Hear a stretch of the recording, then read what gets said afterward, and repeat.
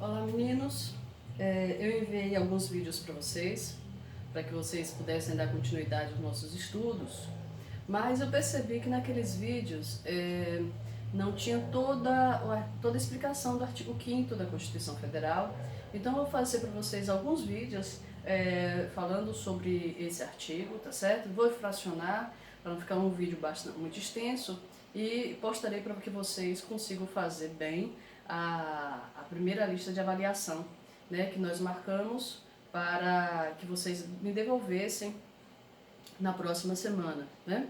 Então, vamos dar seguimento aos nossos estudos por aqui. Vou postar aqui o vídeo para vocês, tá bom?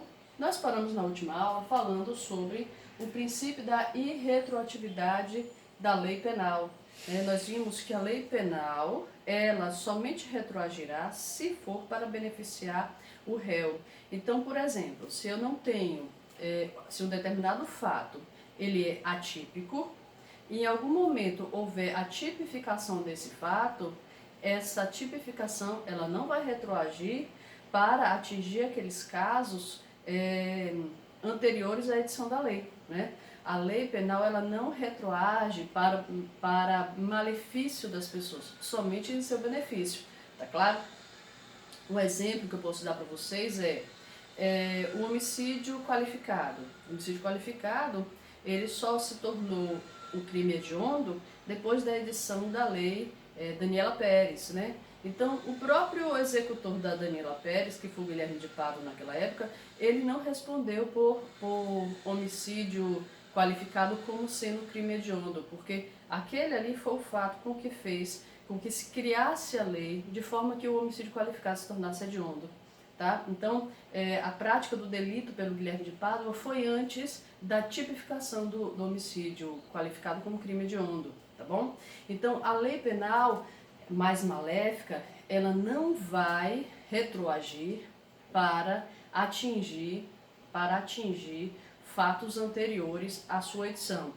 Todavia, se essa lei penal vier a abrandar penas, a praticar o que vocês conhecem como abolício crimes, ou seja, aquela conduta deixou de ser crime, então, por exemplo, quem estiver preso porque praticou uma conduta que foi abolida, essa pessoa tem que ser posta em liberdade, porque essa lei penal vai retroagir para aqueles casos pretéritos, tá certo?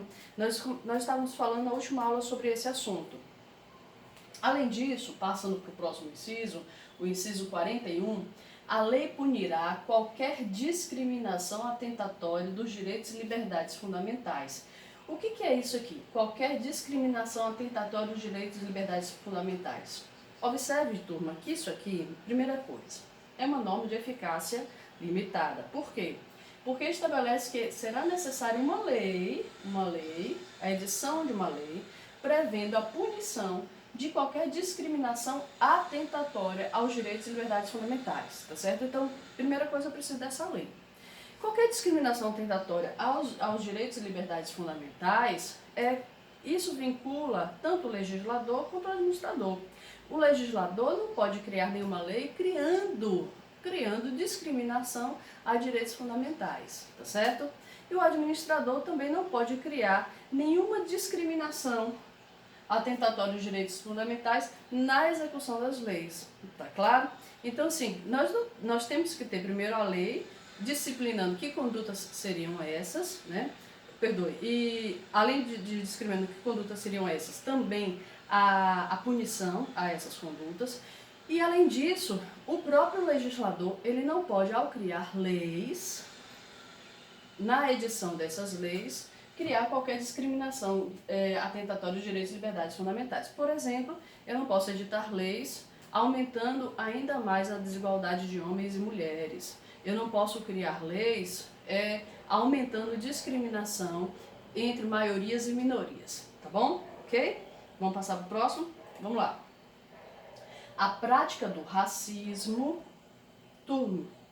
Uma coisa, vocês têm que deixar bem claro, vocês têm que estudar aí quando vocês falarem com o professor de vocês de direito penal. Uma coisa é racismo, outra coisa é injúria racial, tá certo? O racismo é uma manifestação contrária a uma raça como um todo, tá bom? A uma raça como um todo. Então, quando eu me manifesto contra uma raça branca, a raça ariana, de uma maneira geral, então isso é uma manifestação racista, né? Se eu, por exemplo, se eu tatuo uma suástica nazista no meio da testa, tá bom? Isso é uma prática racista. Outra coisa é injúria racial. Injúria racial é quando você ofende uma pessoa, né, utilizando-se para esta ofensa características raciais dela. Isso é injúria racial. Agora, quando a minha manifestação é indiscriminada em relação à raça, isso é racismo, tá bom? Racismo, turma, então constitui crime inafiançável, ou seja, quem for preso em razão da prática de racismo não sai mediante pagamento de fiança, tá bom? E imprescritível, olha que coisa interessante, o crime de racismo não prescreve. Dizer que o crime de racismo não prescreve significa que a pessoa pode ser processada e condenada a qualquer momento, independentemente da data em que ele tenha praticado o delito, né? Então, por exemplo, se encontrar aqui no Brasil algum dos líderes nazistas, né, que fugiram lá da Alemanha depois da Segunda Guerra Mundial, ainda assim essa pessoa aqui no Brasil poderá ser processada, mesmo quanto tempo terminou a Segunda Guerra Mundial, né? 1945, nós estamos em 2020. Então, mesmo depois de todo esse tempo, a pessoa pode ser processada e condenada, porque o racismo constitui crime imprescritível, né? Sujeito a pena de reclusão nos termos da lei. Observe que o crime de racismo, você inicia o processo, inicia a sua pena recluso, uma vez condenado pelo crime racista, você inicia a sua pena recluso em uma penitenciária, tá bom? E aqui ele fala que é nos termos da lei, porque ela também é uma norma de eficácia. Ela é uma norma de eficácia. O cumprimento da pena, não essa primeira parte, mas essa segunda parte, ela exige a edição de uma lei para a determinação como é que vai ser esse cumprimento dessa pena, tá certo? Então, o crime de racismo constitui crime inafiançável e imprescritível, devendo o sujeito cumprir a pena em regime de reclusão, ok? Seguindo adiante,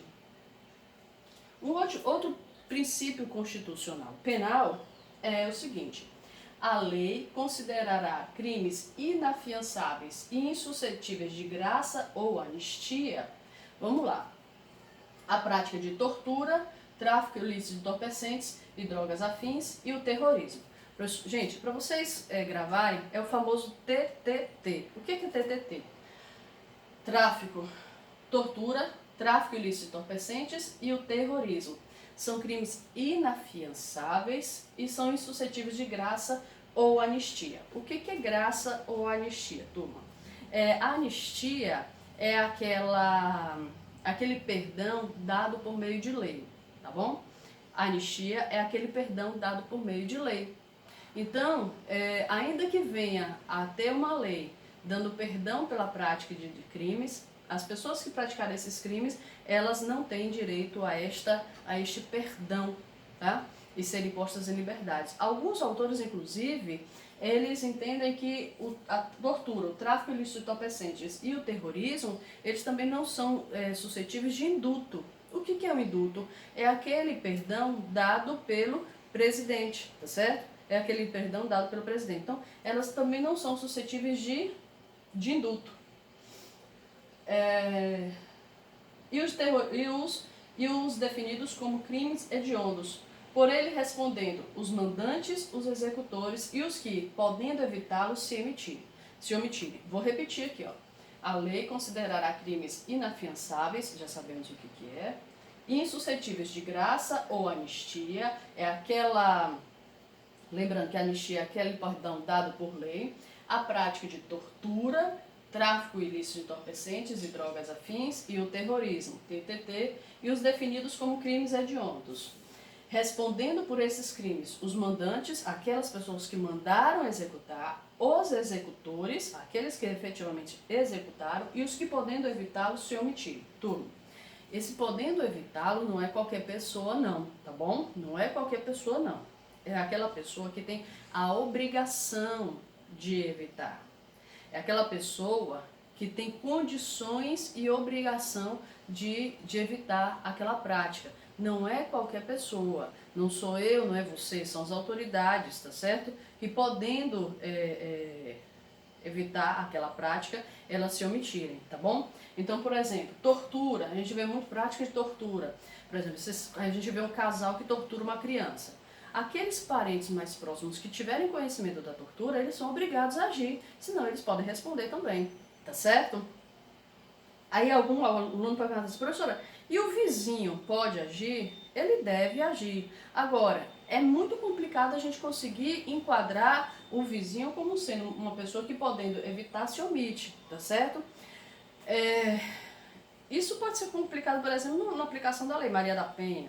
Em que sentido, professor? Sei lá, a pessoa escuta atos de violência de um homem contra uma mulher, que é um vizinho seu.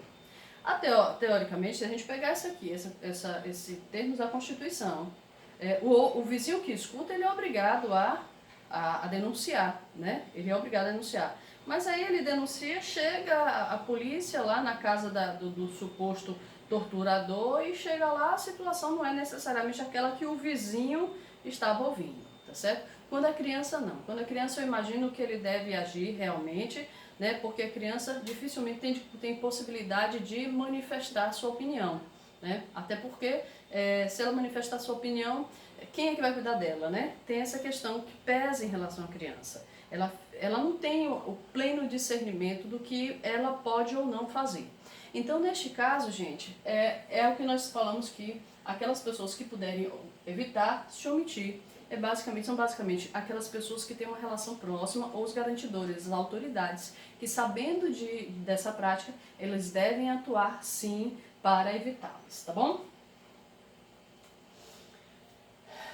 Seguindo adiante ainda sobre esses princípios penais constitucionais, constitui crime inafiançável e imprescritível a ação de grupos armados, civis ou militares contra a ordem constitucional e o Estado democrático. Gente, aqui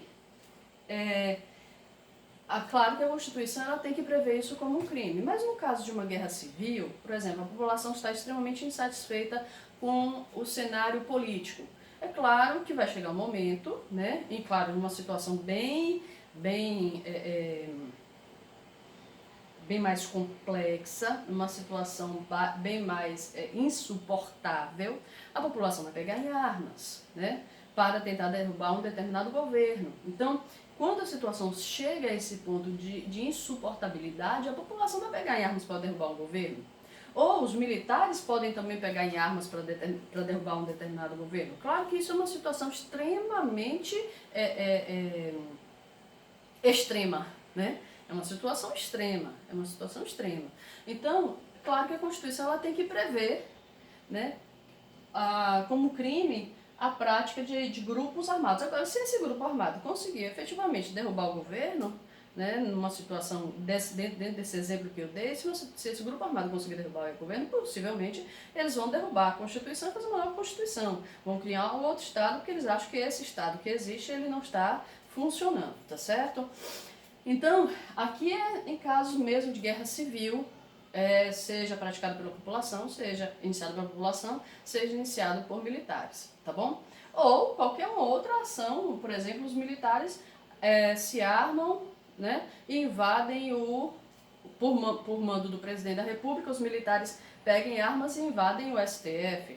Nesse caso, nós temos aqui um atentado claro ao Estado democrático, né? Ou por pedido do presidente da República, os militares peguem armas e entram no Congresso Nacional, né, fazem os parlamentares de refém. Isso aqui, claro que é um atentado ao Estado democrático e é um crime inafiançável e imprescritível, né? Esse inciso 45 ele é muito importante. Ele diz o seguinte: nenhuma pena passará da pessoa do condenado, podendo a obrigação de reparar o dano e a decretação de perdimento de bens ser nos termos da lei, estendidas aos sucessores e contra eles executados até o limite do valor do patrimônio transferido. Peraí, vamos dividir esse artigo aqui para a gente entender ele direitinho, tá bom? Nenhuma pena passará da pessoa do executado, né? Do condenado. Nenhuma pena passará da pessoa do condenado. Então, olha só. Se essa pena tem caráter penal, só quem pode ser preso é o condenado, tá claro, né? Tá claro. Hoje, todas as penas nossas são de reclusão ou detenção, são penas privativas de liberdade, tá certo? Em regra, né? Nós vamos ver quais são os tipos de pena que nós temos. Então, quem é a pessoa que vai cumprir a pena privativa de liberdade, a pena restritiva de direito ou a pena de multa é o condenado. Isso não resta dúvida. Não é igual lá na antiguidade, né, que nós tínhamos a lei de Talião, em que se o engenheiro projetasse uma casa, a casa caísse e matasse o filho do comprador da casa, o comprador da casa teria o direito de matar o filho do engenheiro. Olha, gente, o que o filho do engenheiro tem a ver com o erro do pai? Absolutamente nada. Neste caso, a pena passava da pessoa do culpado, que era o engenheiro que projetou mal a casa, tá certo? Hoje não é assim. Hoje, quem pratica o ilícito é quem responde pelo crime. Claro que reflexamente acaba atingindo toda uma família, toda uma comunidade, tá bom? Mas quem comete o crime é quem tem que responder por esse crime, que tem que cumprir a pena. Se é uma pena de caráter penal, né, ele que vai ser preso. Agora, aqui também abrange as ações cíveis. Nenhuma pena passada da pessoa do condenado. Agora, se for uma obrigação cível, se uma pessoa respondeu por um processo cível, né, ou inclusive um processo penal que dava margem à necessidade de pagar, de reparar os danos, né, então aquela pessoa que praticou um dano, ela é obrigada a reparar, tá claro? Vamos supor que é a seguinte situação: o sujeito, ele pegou um carro e aí com esse carro ele atropelou uma família, matou uma família, mas ele estava embriagado e bateu e capotou o carro e morreu também, tá? Observe. Ilícito penal, ele não vai responder mais, né? Porque morto não tem como ele sofrer a pena de detenção, de reclusão, o que quer que seja, não tem como. Agora, e a obrigação de reparar o dano em relação àquela família? Né? Ou que matou um pai de família. A família tem o direito de entrar com a ação contra o espólio daquele sujeito que morreu. Professor, o que é o espólio? Contra a herança do sujeito que morreu, tá certo? Contra a herança do sujeito que morreu, pedindo indenização. Pedindo indenização. Quem que vai pagar essa indenização? A herança deixada pelo sujeito. Observe que não são os herdeiros, gente. Não são os herdeiros. É o patrimônio do morto. É o patrimônio do morto. Pagou-se com o patrimônio do morto, o restante é dividido. Tá certo? Professora, pagou-se com o patrimônio do morto, o restante que sobrou do patrimônio, depois de pagar essa dívida, né? O restante que sobrou, então, ele vai ser dividido entre os herdeiros. Tá certo? Então, mas quem pagou, turma, foi o patrimônio do morto. Tá bom? Agora,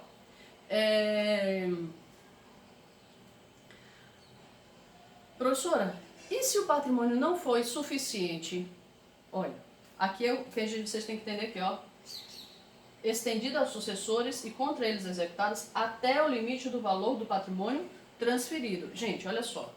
Só quem vai pagar a dívida é o patrimônio do morto. Se não for o suficiente, usa o patrimônio do morto todo e acabou.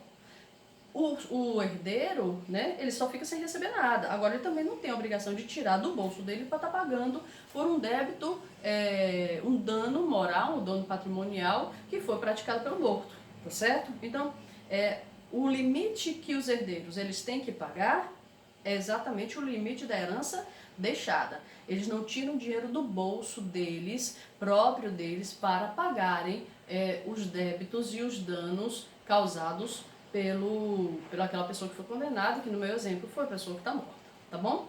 É isso que ele está explicando nesse inciso aqui. A lei regulará a individualização da pena e adotará, entre outros, as seguintes. Turma, o que é individualização da pena?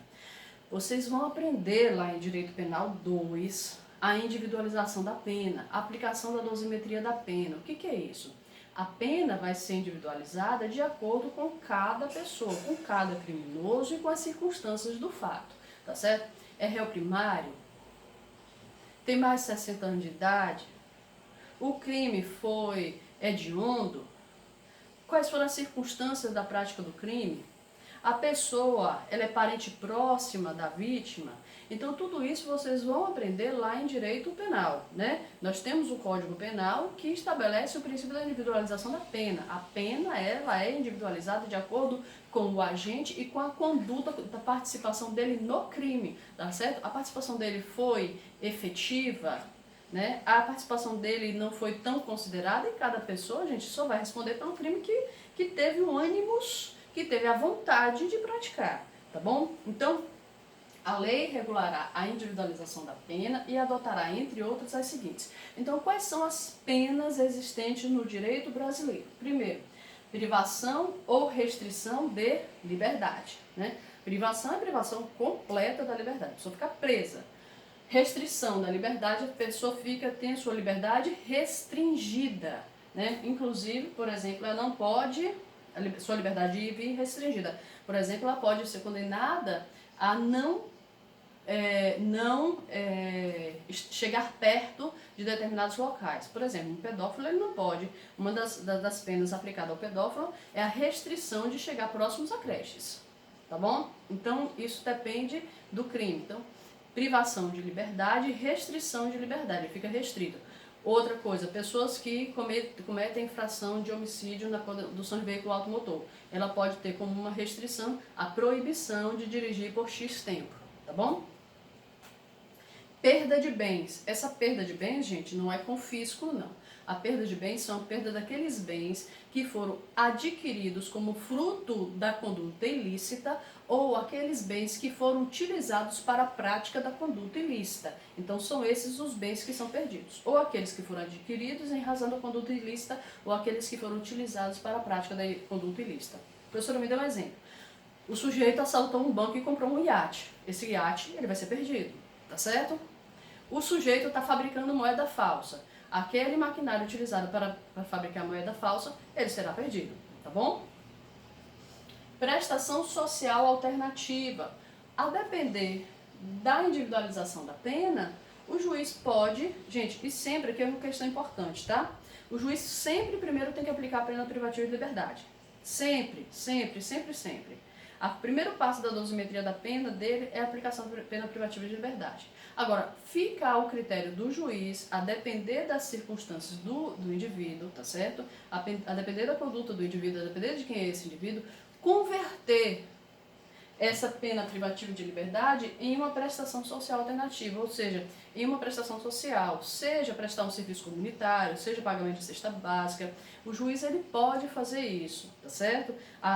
Na lei ela tem a lei 9.099/95, que é a lei dos juizados especiais, ela prevê quais são os critérios para que o juiz faça essa conversão de pena de privativa de liberdade em pena de prestação social alternativa. Mas ele sempre primeiro ele aplica a pena privativa de liberdade. Por quê, professora? Porque, olha só, ele aplica a pena privativa de liberdade e depois converte em prestação social alternativa. Mas se o sujeito não cumprir a prestação social, ele perde o direito a esse benefício e vai ter que cumprir a pena privativa de liberdade. Entenderam? Porque primeiro o juiz tem que aplicar a pena privativa de liberdade. Então, porque se o sujeito não cumprir a pena social alternativa, então ele perde o direito a esse cumprimento e volta a cumprir a pena privativa de liberdade. E a última, suspensão ou interdição de direitos, e aqui a gente bem claro a suspensão do direito, por exemplo, suspensão do direito de dirigir. Né? Então, suspensão do direito de dirigir é um exemplo de suspensão de direito. Então, essas são as penas existentes no direito brasileiro, tá bom? De acordo com o artigo 5º, inciso 46 da nossa Constituição. Agora, se por um lado nós temos aquelas penas que são aplicadas no direito brasileiro, existem penas que não são aplicadas no direito brasileiro, tá certo? No Brasil não haverá pena de morte, salvo em caso de guerra declarada, né? Salvo em caso de guerra declarada. Então, existem penas de morte no Brasil? Sim, existe pena de morte no Brasil. Existe pena de morte no Brasil. Em que situação? Em caso de guerra declarada, certo? Isso aqui vocês vão ver, se vocês pegarem o Código Penal Militar, está lá previsto no Código Penal Militar, tá bom? Em caso de guerra declarada, aquele soldado que desertar da tropa, aquele soldado que agir como espião aquele espião que foi encontrado, né, infiltrado nas tropas, né, ou aquele soldado que estiver levando informações das nossas Forças Armadas para o agressor, esse caso é um caso de pena de morte, está lá previsto no Código Penal Militar, né? Mas então a gente não tem pena de morte no Brasil, salvo em caso de guerra declarada.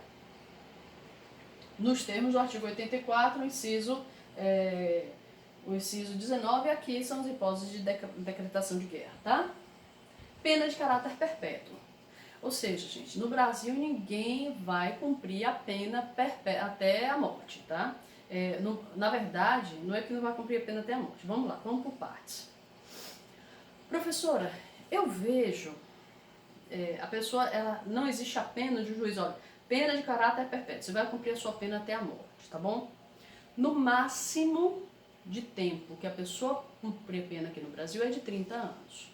O máximo de pena cominada, ou seja, pena cumprida no Brasil é de 30 anos. Vou repetir isso aqui. O máximo de pena cumprida aqui no Brasil é 30 anos. Então a pessoa só no máximo vai cumprir 30 anos de pena. Ela não vai cumprir pena de caráter perpétuo, ou seja, não vai passar de 30 anos, tá certo? Não vai chegar a 40, 50, 60 anos. Aí vocês poderiam perguntar, professora, mas e por que a gente vê juízes aplicando pena de 200 anos? Eu já vi juiz aplicando pena de 200 anos. Pode aplicar, pode. Ele pode aplicar pena de 200 anos, em caso de crime de concurso material, né, de várias condutas delitivas. Vocês vão estudar o que é concurso material lá no direito penal.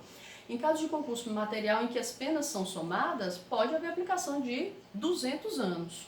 Professora, mas se ele vai cumprir só 30, por que o juiz aplica 200 anos? Aplica 200 anos, gente, porque é a pena aplicada que serve de base para a concessão de determinados benefícios. Por exemplo, para concessão de livramento condicional.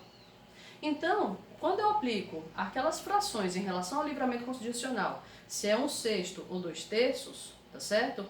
Ou metade, então eu tenho três frações que podem ser aplicadas de acordo com o tipo de crime. Se é 1/6, metade ou 2/3, eu uso como análise, como base, a pena aplicada. Então, 1/6 de 200 anos dá quanto? Tá certo? 2/3 de 200 anos dá quanto? Então, 400 dividido por 3, né? Que é o cálculo. 1/6 de 200 anos é 200 dividido por 6. Tá? E vocês fazem o cálculo aí, dá 18 anos mais ou menos. Acho que é isso. Não, dá 3 vezes 18, 30 e poucos anos. Então, assim, gente, essa pena, a aplicação alta dessa pena, depois vocês fazem um cálculo aí, que eu não vou estar aqui com o calculador, eu estou fazendo agora, tá bom? Então, a aplicação desses 200 anos, ela tem a ver com a concessão de benefícios como livramento condicional, né? Mas, de cumprimento efetivo de pena, a pessoa só vai cumprir até 30 anos de pena no Brasil. Não tem pena de caráter perpétuo. Também no Brasil não há pena de trabalho forçado. O réu, ele não é obrigado a trabalhar, tá certo? A senhora é favorável a isso, professora? Eu não sei não vou emitir minha opinião aqui sobre esse assunto não. Agora, se o preso, ele trabalha, existe a previsão da lei de que para cada 3 dias de dia trabalhado, né, cada 3 dias trabalhado, ele tem a remissão, ou seja, o perdão de um dia da pena dele. Então, para cada 3 dias trabalhado, um dia de pena. Se vocês forem pensar, para cada 3 anos trabalhados, ele tem redução de 1 ano da pena dele. Olha que legal. Então, há um incentivo ao trabalho do preso. E ele é remunerado por esse trabalho? Ele é remunerado, esse dinheiro ou é entregue à sua família ou é colocado em uma poupança para que quando ele sai, ele tenha um dinheiro para começar a trabalhar, tá certo? E quem é que oferece esse trabalho para ele?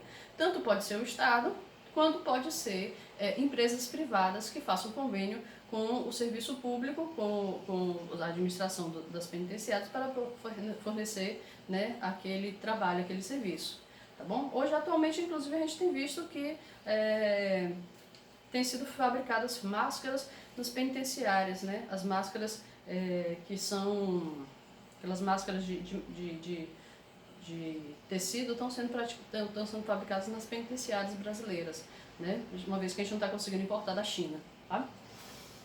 Não há pena de banimento. O que é pena de banimento, gente? A pena de banimento é a expulsão do nacional do nosso território e a perda da sua nacionalidade, né? Então a gente não expulsa nenhum brasileiro do nosso território nacional, tá certo? O banimento é expulsão de um brasileiro do nosso território. Isso não existe essa pena. Já existiu pena de banimento aqui no Brasil quando nós éramos uma monarquia, onde aquelas pessoas que elas praticavam crime, né, elas eram banidas, ou seja, elas retiradas da civilização. E o banimento elas eram mandadas para a Amazônia, né? Ali era um banimento. Ou também, por exemplo, na Europa, né, existiu a pena de banimento quando se praticava um crime. Um português praticava um crime lá em Portugal, ele era banido para o Brasil, ele era expulso de Portugal e tinha que voltar para o Brasil, né? A mesma coisa com os ingleses. Muitos criminosos ingleses eram banidos da Inglaterra para as 13 colônias americanas da Inglaterra. Então, é a expulsão do seu território de um nacional. Isso é a pena de banimento. Hoje nós não temos mais a pena de banimento, tá certo? No Brasil. E também não existe cumprimento de pena cruel. O que é pena cruel? A pessoa não vai ser submetida à apedrejada, à chibatada, tá certo? Então, não existe essas penas de castigos físicos, essas penas cruéis aqui no Brasil, tá? Então, aqui no Brasil, não tem pena de morte, salvo caso de guerra declarada, de caráter perpétuo, de trabalhos forçados, de banimento e cruéis. A pena no Brasil, uma vez aplicada a pena, ela deve ser cumprida em estabelecimentos distintos de acordo com a natureza do delito. Como assim, de acordo com a natureza do delito? É um delito considerado grave, então as pessoas, os homicidas, eles ficam afastados das pessoas que praticaram o crime de estelionato, que é um crime menos grave, tá certo? Então, existem critérios para separar as pessoas, porque se colocar todo mundo junto, é muito complicado você colocar todo mundo numa cela. Quem praticou estelionato, quem praticou homicídio, quem praticou estupro, quem praticou falsificação de moeda, tá certo? Ou um vai matar o outro, eles vão formar uma organização criminosa, né? Cada um junta ali o seu saber e vão formar uma organização criminosa, né? Isso pode acontecer, mas nesse caso não, gente. No nosso país, nós temos a aplicação